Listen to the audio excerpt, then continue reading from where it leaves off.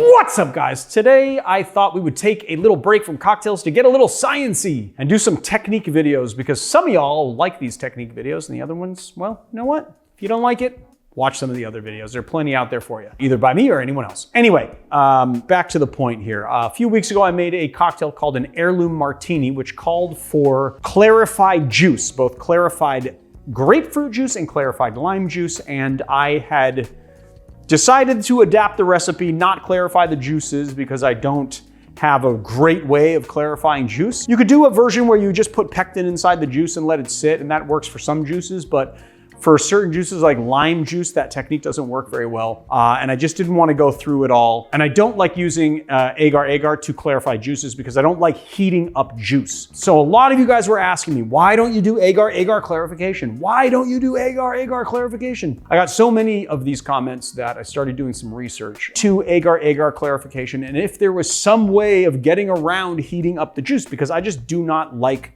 adding heat to juice. When you add heat, even low amounts of heat, it changes the flavor of juice and it gives you a really weird taste, and it's just not cool. It's the same thing as like heating up like mint and boiling mint. If you boil mint, it just tastes like stewed mint. It's gross. I mean, unless you just blanch it or something, but if you're like actually boil mint, it's gross. And I feel like that happens to lime juice. And then while I was doom scrolling on Instagram, as I am wont to do, I happened upon a video by a really talented bartender named Kate McGraw. She is the head of advocacy at Diageo in Australia. If you do not follow her Instagram, you should.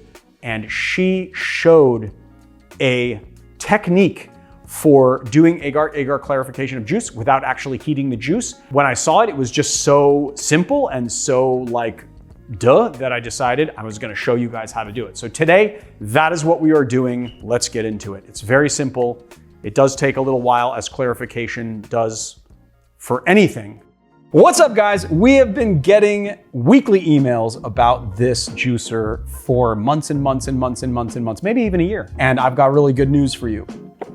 The powder-coated gray barfly juicer is now in stock on our website, so go get them before they're gone, because we've got a limited quantity. And now that I've said that little extra piece, let's get into it. Okay, so we are gonna need fire. And since we are on a set and not a kitchen, we will not do this upside down, but we have to use our little camping spark stove. I really like this little camping stove. It's served us well over the years, and it's so much better than that weird electric burner that we used to have. The cheap one, yeah. Yeah, the cheap one. It was really, I mean, like, it was fine, but it was like not the greatest thing ever. It was so noisy. It was noisy, I agree. Does this thing have, oh, no, it already has. I don't even need that. So I just realized we don't have a pot. We're gotta get a little pot for this. All right, got our pot. I said pert. Got our pot, we're in business. Okay, so this is gonna be super simple. Okay, first thing we're gonna do here, actually, before we get anything, before we put anything on fire, is we're gonna add here 150 mils of water into the pot. So then we have to measure out 1% of that in agar-agar. So we're gonna do 1.5 grams of agar-agar. And you gotta get a more sensitive scale than like your regular kitchen scale to do this properly. Here we go, 1.5 grams. And we're going to add this to the water. And I like to let this bloom in the water a little, just give it a little stir. Let it soak into the water there a little bit. And just let this sit for a couple of minutes to let it bloom. Now that we let this bad boy sit, we're going to heat it up and bring it to a boil. Ooh. I like to kind of bring it up in like more gentle heat. The thing about these spark stove tops is that they boil water really quickly, like super quickly. You're gonna need a heat-proof container, and you are also going to need a hand blender, just FYI. Well, I guess you could just do it in a regular blender, but we're gonna be doing it with one of those stick blenders. So we have to add heat because agar-agar is activated with heat, and that's why we bring it to a boil. And once we've done that, we're just going to pour it into our heat-proof container. And now we're going to let this cool to room temperature and become like gelatin. It's gonna start to solidify, and that's what we want, because what we're gonna do is when we put the juice in here and then strain it through a strainer, we want the juice to basically filter through a raft of gel And that is what is going to clarify the juice for you. Okay, once our agar has been solidified, you can see it's very solid, nothing's coming out. You can tell that it's solidified around here. We're gonna break it up with a spoon, just to make it easier to blend, really. Once broken up, we're gonna take 500 mils of our juice. In this case, we are doing blood orange juice, and a stick blender, and we're just gonna slowly pour it in while blending.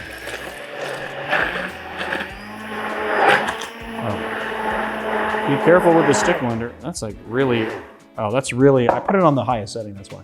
Much better. Go a little higher than that.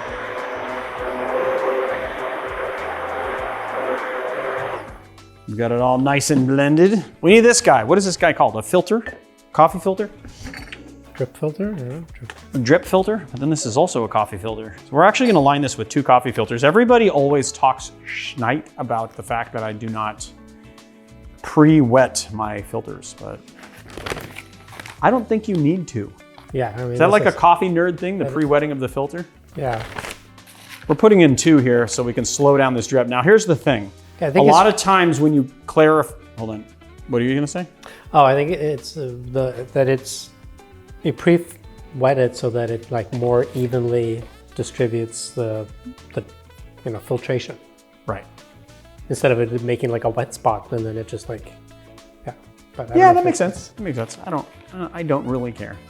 So I'm actually doing 2 coffee filters because a lot of times when you start to filter something, it comes out cloudy to begin with. And the reason why is because when we're filtering, we're trying to filter through a raft of gel. But before the raft actually forms on the bottom of the filter, it will come out cloudy and then it will start to slowly drip and then clarify. But a good way of getting around that is just putting 2 filters in here. It might not completely solve the problem, but it will slow it down a little quicker. And then we're just gonna add our juice here. See how much I can get away with.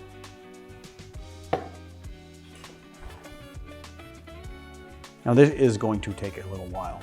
So we've got our clarified blood orange. As you can see, it didn't get rid of the pigment, but it made it very clear, almost like a cranberry cocktail or something. And some of the questions that I have gotten in the past about clarifying juice is like, what's the point of clarifying juice? And other than that it helps with shelf stability, to not have, like for instance, like lime juice won't oxidize as fast. It also makes a completely different texture. You can put it more confidently in like stirred applications of cocktails so that you can remain consistent in the texture and not changing the texture with juice that has more viscosity to it. Here, I'll give it a taste and see, kind of give you a little better look in it. It's much more clear here, and then it still retains pretty much the full flavor of the blood orange juice. And on top of that, I don't detect any of that like metallic taste that I didn't like to begin with, which I thought was a byproduct of the agar clarification, but maybe it was the heating of the juice that I didn't like. But yeah, it's pretty good. So there it is, guys. Clarify your juices. Lime juice, orange juice, pineapple, whatever. This is a good way to clarify juices if you don't have a centrifuge, which is a hugely expensive piece of equipment, and this will help you make better cocktails. So go out, clarify some juice, and show me some of those recipes. And I'll see you guys on another time. I gotta say, I think that this is my most proud moment. Like, I actually finally have a copy of the book that I wrote. It took me a year and a half to write this book. I'm very proud of it. So I would just implore everyone to go buy a book. The more books you buy, the better it is for me, and then I can make another book for you guys. I'm already thinking about new books, but I'm just super proud of this, and I just hope that you guys really enjoy it. So go out. There is a Genius link below this video and buy this book. I think you guys will really like it, and I worked really hard on it, and I love you guys, and you love me, and I love you, and you love me. It's just a love fest over here, so pick up my book.